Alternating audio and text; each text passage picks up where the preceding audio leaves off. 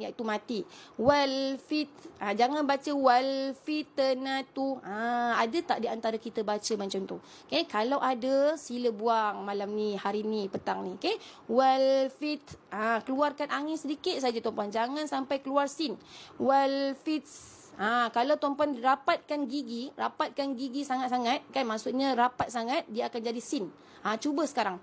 Wal fit, sikit sahaja keluar angin ta tu. Okey, maknanya hujung lidah kita dah pergi ke gigi atas. Okey, wal fit, sikit sahaja. Jangan sampai keluar sin.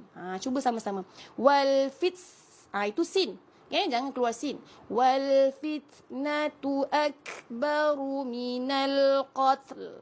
Qatl. Ni lam ni bahaya. Ramai yang baca qatl. Qatl. Kita tak nak baca qatl.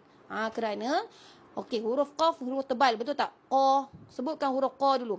Tafkhim, tebalkan huruf qa, kemudian mati pada ta. Tahankan aliran suara pada ta. Qat, qat. Kemudian apa lagi sifat ta? Sifat ta ialah hamas. Keluarkan angin hamas pada huruf ta. Qatl.